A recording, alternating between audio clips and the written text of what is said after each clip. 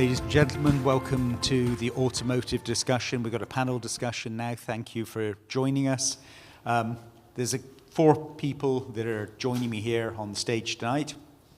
2 of the folks you've already, Nimish you've already met, so if I may do a just kind of high-level introduction. I'd like people maybe just to spend a minute talking about themselves as well and the work they do in their companies. But starting from left to right, Conor White from Daon.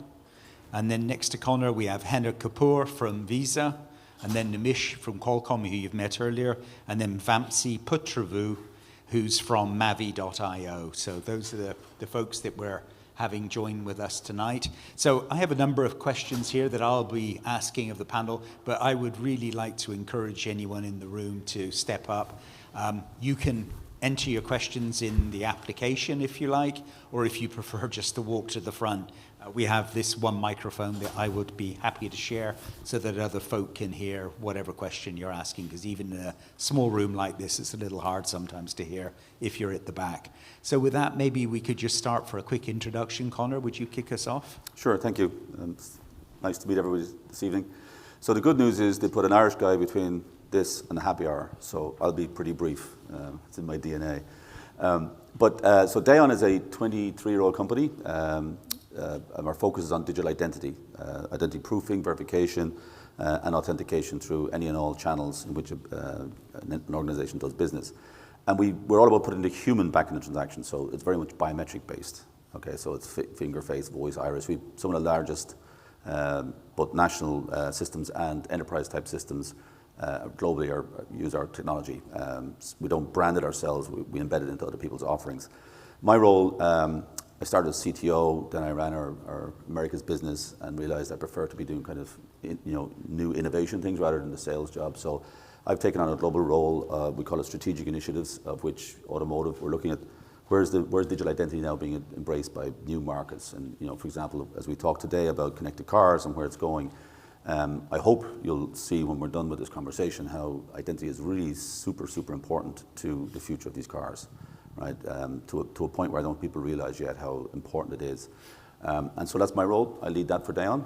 I'm delighted to be here. And hand over to Henna. Thank you, Conor. I'm Henna Kapoor. I work with Visa, part of the authentication and identity team.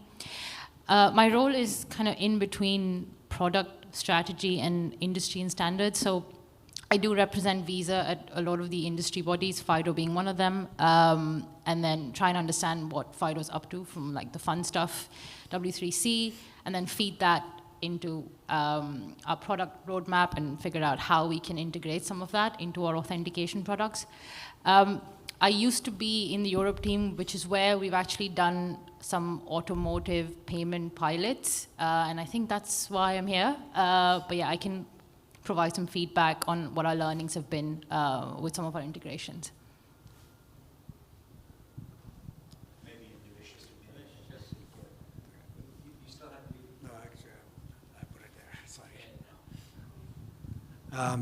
So yeah, my name is Nimish Shrivastava, part of automotive BU in Qualcomm, and I'm heading connected services. And yes, of course, as Conor said, that we are looking at vehicles not just from hardware perspective, which traditionally Qualcomm is known for, but also looking at now software experiences and connected services, and especially the area that I talked about is personalization. So looking forward to the panel. Good afternoon, everybody. Vamsi Putrevu. I'm CTO, co-founder of Mavi.io. So Mavi is establishing a two-sided marketplace, one side working with OEMs and through partnerships like with Qualcomm, et cetera, but really trying to create those seamless experiences for drivers. That's what Mavi is. On the other side, we are creating a network of QSRs, parking, charging, and different experiences that drivers are demanding. So yeah, excited about this conversation. Identity is a big part of how we are going to be making your driving journey seamless and enjoyable.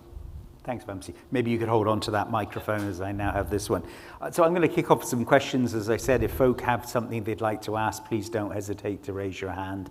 Number one, really, maybe a question for you, Vamsi, which is, when you look at the applications in a vehicle, which ones do you think are most interesting for end users and for the ecosystem overall? Because obviously we're doing this for a reason. If the people that are driving the vehicles don't find the applications compelling, the obvious question is, why do it? So maybe tell us some of the things you think are going to excite users. Absolutely. So I think very central to what that driving experience and applications that resonate with users are going to be things that you do in your car on a daily basis, but almost illegally using your phone, right? We all did it. So think about the times you're driving north on the 5 freeway, you ask Yelp for a coffee shop, and how many times did it ask you to go south? I mean, something super basic and simple like that. So we call mobile and commerce within mobile as still a stationary experience. As much as you want to call it mobile, you're sitting at a place and shopping on your phone. Your car is in motion. It's going from point A to point B. You have specific things like you want to charge your EV, or you want to find gas, or you want to get that coffee, or your kids are screaming in the back seat for Chick-fil-A. All of these are super important use cases that moms do not want to think about, how do I take my wallet out? How do I create some sort of a card on file within apps? These are all friction points that we need to reduce to enable these experiences. And that's what we are hearing from OEMs and in our customer studies. Thanks very much. Maybe, Henna, you could kind of look at it from the other side of the equation, on the payment side. Could you talk about how you see walking us through an in-vehicle payment use case? We kind of heard Vamsi's view. Maybe if you could give us, how do you see the world through your lens? So I think from the feedback we've had from OEMs, but also the kind of vision we've been looking at based on the tech we have available, it's a driver. Let's say they're just leaving a parking lot and they need to pay for parking without having to step out of the car. The parking station has a little camera that recognizes your number plate, and then behind the scenes, it basically, based on driver voice authentication of some sort, you pay for it and you drive out. Same concept. You're on the motorway. You want to pay for your toll and you want to top up your card, again through voice authentication. You kind of tell the car, okay, can you pay for this toll card? And it all happens seamlessly. I think that's really the ideal state that we're looking for. I don't think we're there yet, but I think that's what good looks like from a payment use case perspective. Thank you. A little bit earlier, I was sitting having a coffee in the courtyard and mentioned that we were doing this panel, and the person I was chatting to said, well, Richard, it's just a phone. Really, at the end of the day, it's a phone use case. And the more I discussed it, the more he said, yeah, I hear you, but it's a phone. So I guess the obvious question maybe, and Conor, maybe kick off on this one, which is the car basically just becoming a phone on wheels? Are they one and the same thing? And are there any differences? I mean, what are we looking at here? It's a great question. So this won't drive me home this evening, but there are similarities, right? So I think what people are beginning to realize is cars are becoming, it's less about, starting an engine and driving somewhere, right? The car is becoming a connected device that we interact with on a daily basis, just like our phone is. But cars have certain requirements that phones don't, okay? And there's certain differences. And for example, and we all have phones and we all have cars, right? One of the differences is safety, right? There's a consequence to having a distracted driver that's far more severe than, say, for example, having a distracted phone user, right? Unless it's a phone user in a car when they're driving, of course. But safety, when they look at safety standards in automotive, they look at the car, the passengers, and everybody around it. When they look at safety standards in a phone, they just want to make sure I'm not burning my ear, kind of thing. I'm oversimplifying. But it's a much bigger thing. It's a much more complicated thing. So you have safety and you have higher regulatory stuff going on. The life cycle of a car is slower and more complex than a phone. A lot of people here probably have a car that's 10 years old, 15 years old. you probably don't have a smartphone that's 15 years old, right? So we have to get the cars right. And we can do over-the-air updates and things like that, but the technology hardware cycling is not as fast, which is why platforms like Qualcomm are very innovative, because they embed an awful lot of features in there that you can add to over time, a lot of sensors. The other thing I think is, if I'm distracted using my phone, that's one thing, but if I'm distracted driving, that has major, major consequences. I might trip on a curb if I'm using my phone. I might, injure my family and others if I'm driving. So I think that's a really, really important thing. And the last thing I'll say is that the environmental issues play an impact. You can control your environment on your phone. My son called me earlier and I stepped out to take a quick call. I'm driving down the street and I have to try and make a payment. If I've got a crying child in the car, I can't exactly stop the child in the third row of a minivan, because you can't hear me. So the environmental issues impact you as well in the car. So I'd say from a technology perspective, there's a lot of similar tech. To Nimish's presentation earlier, there's an awful lot of services, connected services, that are now being provided to the car. It's much more than just a thing to get you from A to B. It's an experience as you do it. But so there's similarities there, but then there's obviously a lot more consequences in vehicles. Okay, thank you. Vamsi, anything maybe you don't want to add, or anybody else on the panel like to add on that topic? Sure. Let's actually look at the evidence today. How many of you prefer to use navigation on your phone versus the navigation in your car screen? Right? So basically, Spotify is another great example. So if the applications and experiences are done right, the evidence shows that drivers are gravitating towards the car. I'll give you another example. We work with Panera very closely. That's how many of you have eaten at Panera? Again, a local, not in the UK probably, a local favorite of the kids. So Panera has actually established an automotive division just from the success they've seen of their projection app. So the evidence clearly shows that when done right, and this is a lot of burden on all of us, when done right, drivers will gravitate towards a nice, beautiful screen in front of them, and they would prefer to do it safely. Okay, thanks very much for that.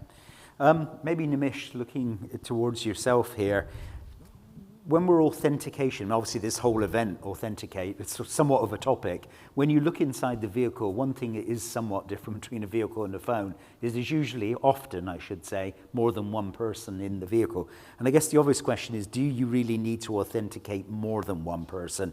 Or is the driver enough? Is there really any value in authenticating anyone else in the vehicle? Yeah.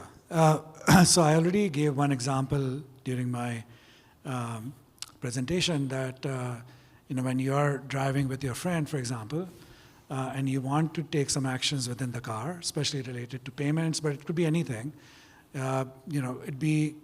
It's important for many people to get more personalized experience. And as Mavi is saying, the personalized experience within the car is very different than a phone, and you really can't use the phone while you're driving. So I think there are many use cases which are driving multiple users being authenticated. There's also use cases where if you have a kid in the back, the question is that there are some privacy issues that you can think about, but you may want to kind of make sure that everything is okay, especially if it's a toddler or someone like that. It's not just about authentication, it's about also biometric recognition, because I think part of what a lot of people have kind of been thinking about is biometrics something that's going to be used in the vehicle for different things. And if biometrics is something that's going to be used more and more, then authenticating different users within the vehicle becomes natural, but also important for some of these use cases that we are talking about. I think payment is just one use case, but simple use case as where my seat is, what temperature my AC should be blowing on me, and those type of things are just personalizations that can be done for every passenger in the vehicle. This becomes even more important in enterprise, where there could be a bus driving a lot of different people. There could be also larger vehicles which can be having multiple people. So you can extend the use cases much more as you are able to do that. Okay, thank you. Henna, Anything to add to that? I think, yeah, we've covered payments. We definitely need to know who the person is trying to make that payment. I think that's quite important also to enable trust with our issuers primarily, because this whole concept is quite new to our banks, as you can imagine. And I think the question we get is, okay, what measures are in place to know that it's the right person trying to make that payment? How can you prove that? What evidence are we going to get as part of this? So if we go to them and say, actually, you know, yes, there's possession of the key, and that basically implies that this is the same person, that's not going to be good enough. And especially in regulated markets where, I mentioned earlier, Europe is one market where we're seeing quite a demand for like automotive payment use cases. If we don't have clear ways of identifying the cardholder and verifying them, it's not going to scale. Yeah.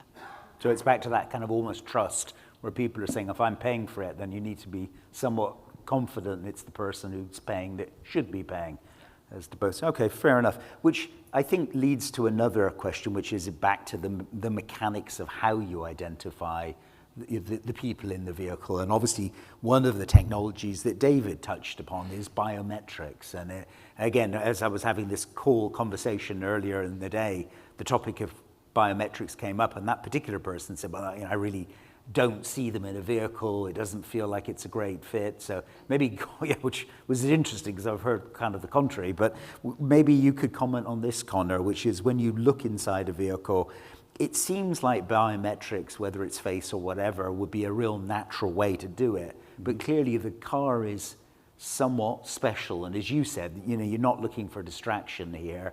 You've got all kinds of challenges, be it noise, be it light, be it whatever. So when you look at the vehicle for biometrics, what should people be thinking about in terms of issues that need to be addressed?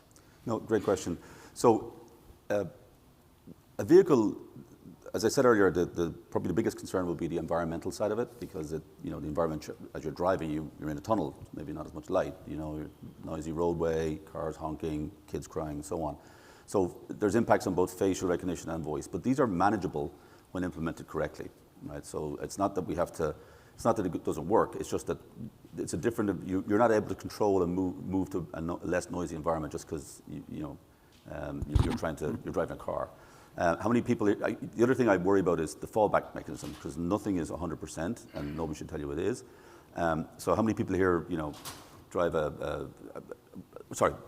how many people miss the old buttons and dials versus the 5 levels on a touchscreen, right? So I do. I bought my wife, she wanted to get rid of the minivan, so I sold it, bought a nice EV, and she won't drive it because there's too many things to press to get to the option. She likes a little dial, which is great.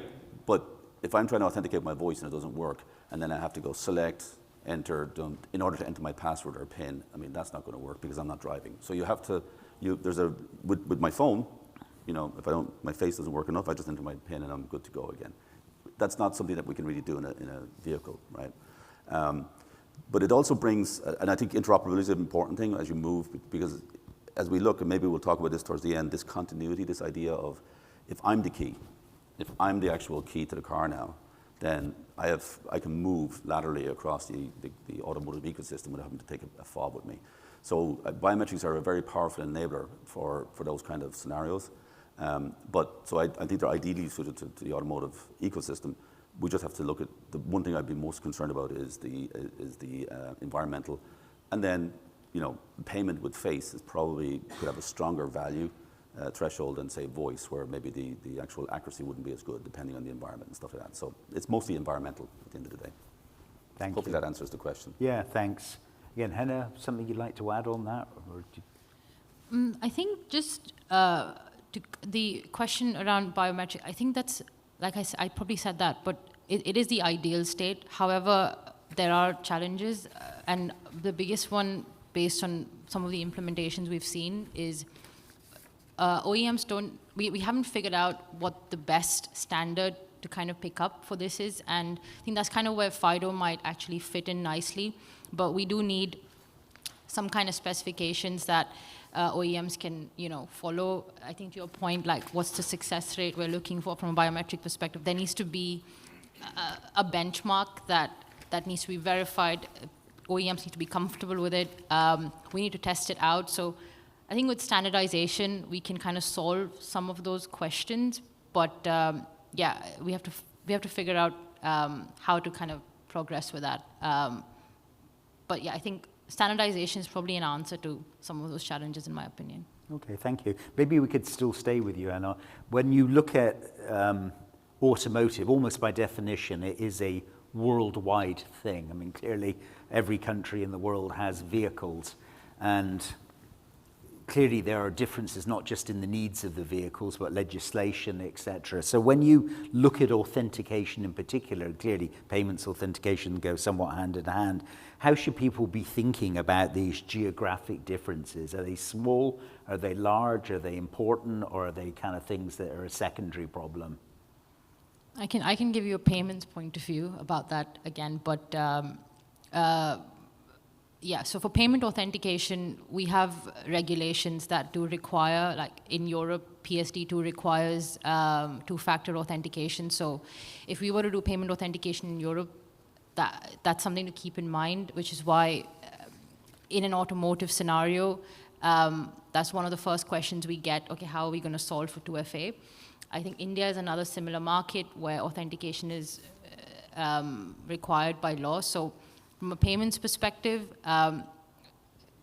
because of how the markets do payments, you have to consider 2FA in that sense. So I think Europe, India, but outside of that, we could potentially look at risk-based, low-value transactions without the need for authentication to start with.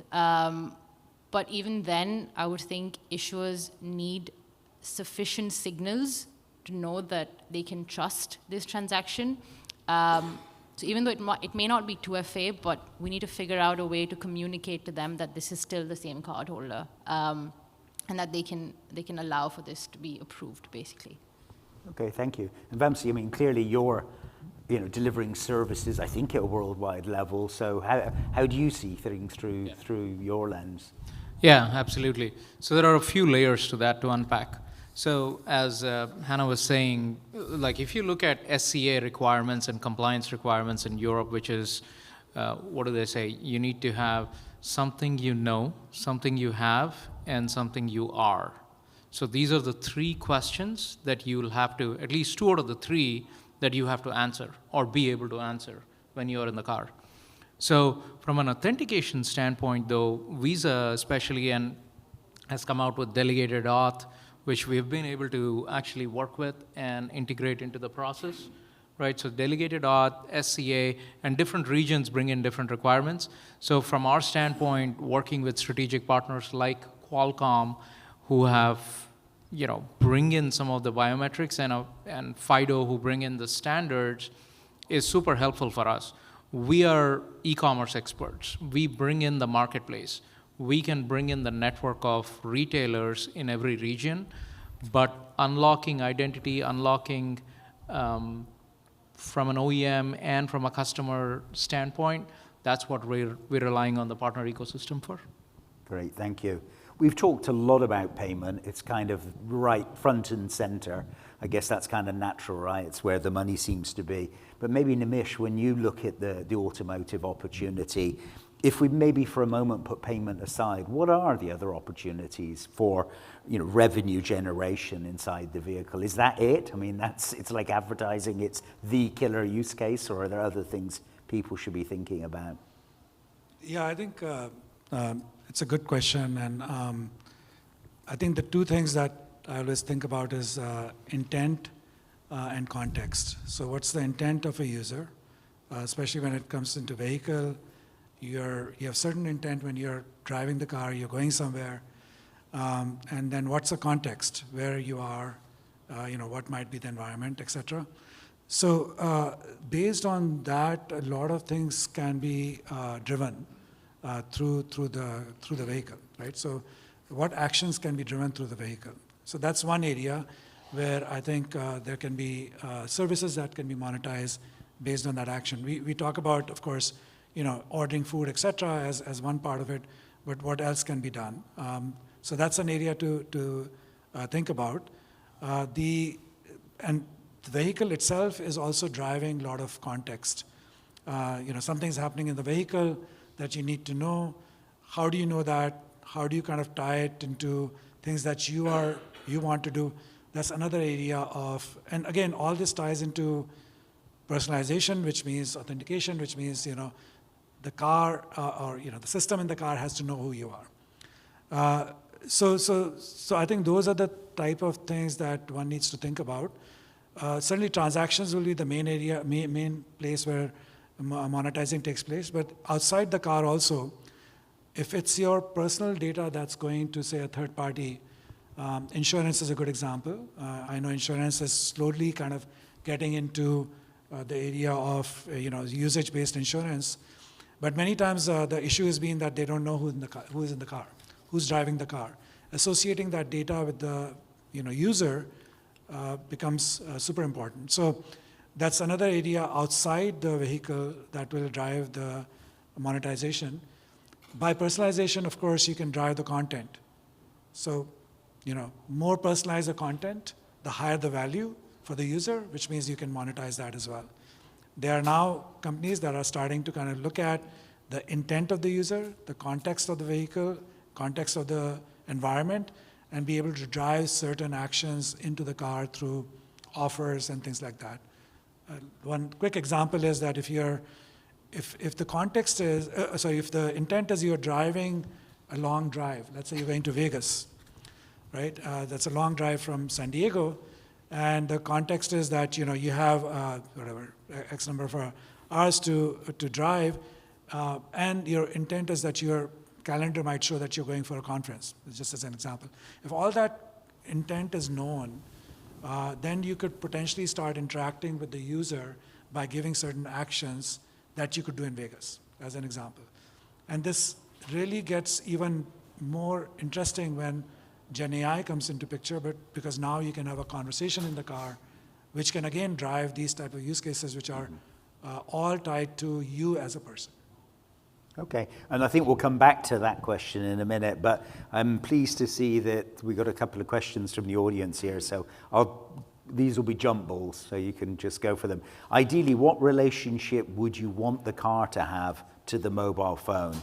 Are these anti-phone use cases or interoperation with the phone use case? So I guess, is the phone, the car declaring UDI and kind of saying, I'm on my own, I don't need the phone, leave your phone at home, or is this a partnership? Is this a marriage, or is it two independent beings? Go on, have a crack. Who's up for it, Nimish? Sure. So I think it's a great question, and I think first of all, I'll say that this is a question that's asked many times by many people today, and may not be truly resolved for some time. But I think that at least from Qualcomm side, our belief is that it's a marriage. It's really a collaboration and combination of what phone brings into the car versus what you do in the car without the phone. I think Vamsi already gave a great examples of when you would not use the phone, or would not want to use the phone. Also, as Vamsi mentioned, phone is built for certain personal use case, which are really driving most of the use throughout the day, social and others, right? Which really pertain to what you're doing with the phone. In vehicle, as I mentioned, intent. What are you doing in the vehicle? Phone may not have that context. Phone may not know that, have that, and may not even have those actions to drive that. So, but phone does bring a lot of things like music, etc., already, which are used, which could again be in conjunction with what type of system is available, high fidelity, low fidelity, etc., which could tie that phone, app to the right hardware, and so there's both collaboration, opportunities, but also distinct things that can be done in the vehicle. So can we go with frenemies? Yes, That sort of thing? I would say Frenemies? we work actually with all the phone manufacturers. That's our pedigree. I was going to say, they have to be a friend. So I would say they are all friends. Good call. Anybody else? Anybody else like to add to that? No? Shaking of the heads? Vamsi's itching. Yeah. Please. Sure. So as we were discussing a couple of days back, I look at identity as a continuum. Right? So identity suddenly doesn't start in the car, doesn't start on the phone, or you are doing, actually at Mavi, we call this erranding, right? So your errands don't start in the car or stop when you're off it. So we look at the world as a continuum of experiences, and if your identity can be carried across your mobile, your home, your car, the driver is just going to feel more immersive, right? They will engage more with the experiences, and yeah, for my personalization to be carried forward into the car will, I think, be the killer application and the killer feature for consumers.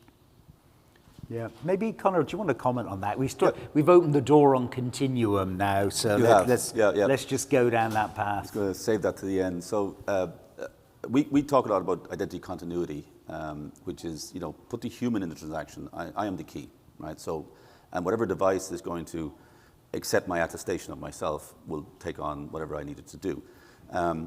We all have just come out of a pandemic, and if you remember back in the days when travel was shut down, we developed a travel wallet that actually allowed people to attest their COVID status, right? Whether their testing or their vaccination.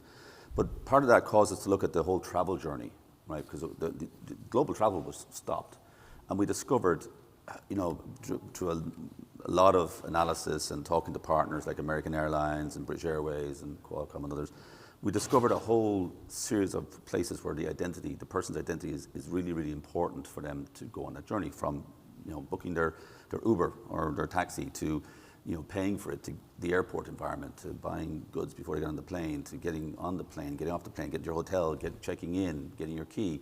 There's so many places identity can play. So it's not a phone or car. It's phone and car.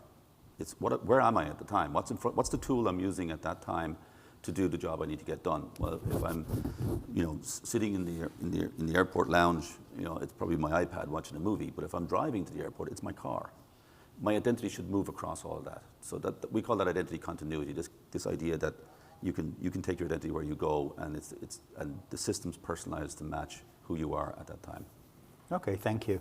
And maybe another one for you, Conor, that came up here, and again, anyone's welcome to dive in on this. This is a biometric question, but I think you touched on it. This is, are these biometric use cases match on device or matching cloud? Ooh. So cloud versus device, pick a winner. I'm at a FIDO conference, so it's clearly on device. Good call. Good call. Thank you. I wanted to let you have the opportunity to leave the building. No. I get dragged off. This guy hoping to take me away. We have to be careful of privacy and consent. So everybody here familiar with GDPR? Okay, so I think that's a great law. It's a European law. They identify biometrics as a specific thing, and if you do collect it, you have to do it for lawful intent. You have to explain why you need it. You have to, not use it for any other purpose. And you have to delete it when the customer asks you to. We should do that regardless of devices or servers. But one of the things that cars, a unique environment for cars, is they're not always connected to the internet. Like if I'm in the bottom of a garage in Washington D.C. and I need to unlock that car, right? Then I can't be waiting for a cloud server to respond. So we do need on-device biometrics, and it is, essentially, there's no privacy concerns when you collect it and store it on the device. Okay. Maybe, Henna, it's a little unfair, but when you look through your lens, how do you think about payments in vehicles? And also, I kind of like this topic of privacy. And obviously, you're based in London and enjoying it very much, so maybe, how do you see things on that side, or as representing the payment industry? I think from a biometric standpoint, we definitely support the on-device concept, and I think it fits nicely as long as we're able to kind of transfer that authentication evidence to the network, to the issuer. I think that's fine. I think the whole privacy angle from a financial services perspective, the bank, which is essentially approving the transaction, does really know where the cardholder is shopping, what are they buying. So I think the privacy construct in payments is slightly different. Okay. Because if you're really private, then it becomes difficult for the bank to exactly know what you're doing from a transactional perspective. So yeah, I think the whole privacy angle is slightly different for payments, in my opinion. It doesn't apply the same way. I think on the whole identity continuum, I had a question, maybe for you actually, but how do you deal with the privacy questions that come out of it? Because it sounds like if I am known across my phone, car, and all of these different devices, like, isn't that, from my perspective as a user, is that good or bad? Like, does that question come up? Like, how is this identity just moving across devices? Yeah. How do you deal with the privacy police in that way, I guess? Maybe one of you could actually. Just by the way, as soon as I asked it and you said, oh, well, people are purchasing things and we kind of need to know what they've purchased from who, then suddenly the penny dropped. It was a bit of a daft question, simply because by definition, if you're paying money, you kind of need to know who you're paying it to. So I guess I got there. Nimish, sorry, did you want to add something to that? Or go ahead, and I'll jump in. So I think two parts to this. One is that when we talk about going from personalization, going from one device to the other, it does depend on what you're transferring, right? So that's one way to kind of look at it. And second is, of course, in every device, to do any of this stuff, typically, and at least in automakers and certainly in IoT devices, you will have some generic form of opt-in, or for that service to be opted in, right? So you do have that, but the data securely going from one device to the other, that's the key question. And there are, of course, methodologies to do that, and we believe that can be done from device to device. Maybe, Conor, question for you, really. We talked a bit about authentication and biometrics, and we've talked a lot about payment, which in many ways is one of the highest bars, because, hey, it's my money. I care that you've got it right, not kind of right. But at the same time, if I enter my vehicle and I'm paying for something, and the first time it doesn't go through, or I have to do a gesture twice, if it's once in every 5-10 times, at the end it's my money. I care, right? But equally, if I'm adjusting my seat, it would get pretty darn frustrating if it kept saying, "Are you really Richard? Are you really Richard?" Yes, I am. Adjust the seat. So when you look at that, how should people be thinking about the authentication in a vehicle? I don't know what to call it. The quality of authentication versus the different use cases, and how should we think about it? And how do you think we're placed to address that? It's all related to, like, in financial services, in healthcare. It's all related to the risks and consequences. Okay, so what's the risk of my seat not being in the right position when I get in the car and I have to manually adjust it? That really doesn't annoy me, right? When my son takes my phone off the Bluetooth system and I have to put it back in, that actually really, really annoys me. If this is being recorded, I'm going to please make sure to remind me to send it to him, because we've had that conversation. So, but anyway, so different things have different, for the driver, have different levels of assurance, right? Opening a car door is an important thing, right? That's not a high risk transaction, but there's consequences. You don't want somebody to just walk up to your car and open the door because they're standing in front of it. I would say for a certain level of payment, I'll leave it to the payments experts to decide at what level, and do they want, what level of biometric they want, and then what's wrong with combining biometrics for very secure authentication, right? So I'm going to simplify the math here, but my voice and my face are not, we can think of as non-correlated variables, right? Because you can't tell how I sound from my face or how I look from my voice. So you can actually take the accuracy of each one and relatively independently multiply them together, right, to get a very, very accurate result. I will also tell you that it's not just things like opening the car. As these devices become much more connected, I came across an article recently, and if you're interested, I stuck it on LinkedIn this morning. Who here owns a Kia? Anybody? Okay, all right. So Kia had a vulnerability recently. I don't know if you saw that, right? And what they did was they created fake dealer accounts, which they didn't have to do any identity proofing or verification. And then they were able to go and get a license plate, David's license plate from his Kia, type it in to an app they built, and download a whole bunch of data on him, right? And then unlock his car, or find this car, or start or stop the engine. That's akin to me walking around with my, using my email address or my name to get into my bank account. I mean, license plate, that's all I need, right? The consequences of that, and so that, now thankfully Kia has fixed that problem. But that was at multiple points. It wasn't just the car, it was the dealer network behind that. It was the actual, even if they could get the data, they should not have been able to send commands to the car to start the engine or stop the engine or open the, without me as a human that owns the car being part of that transaction. Right. And that's passkeys, that's FIDO.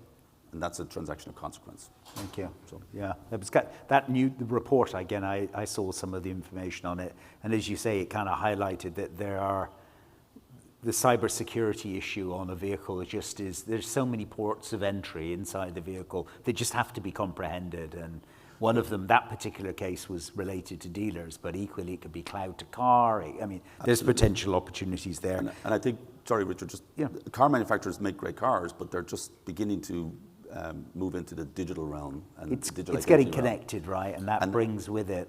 Yeah, they're still worried about the airbags, as they should, but they're not so much worried about the actual communications infrastructure and the system on a chip and the various componentry from an electronic perspective and a digital identity perspective. Thank you. And we've got literally a couple of minutes left, and unless anybody from the audience would like to ask something, if they do, please step forward.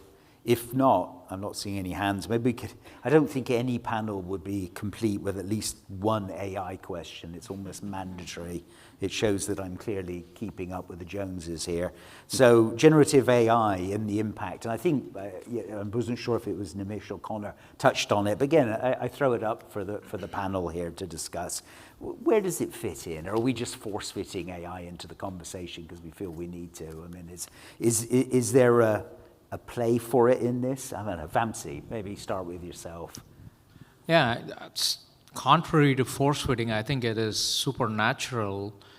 I'll give you two examples that we actually bring to the car. So number one, as was said, Mavi brings QSRs to the car. So think about a menu having about 50 different items. I'm not going to show you 50 items while you're driving. This is another experience differentiator. I'm going to show you 5 items that are your favorites, but I will not make you read 200-word sentences to understand what the menu is. I have to actually generate, so Mavi does this. We use GenAI to optimize restaurant menus across 100,000 plus restaurants. This is a real use case that we have that we bring into cars, number one.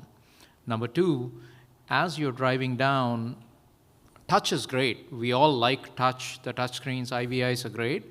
But natural language, once we get it right, it becomes super compelling. And we've seen this in search as an example, just going into the mobile and just the e-commerce world. As Google search got better, people started demanding more of e-commerce websites. And that is going to happen in your cars. As generative AI and ChatGPT type of interfaces permeate people's lives, they are going to demand that sort of interfaces from the car. So I'd say, OEMs and all of us better step up. Okay, thank you.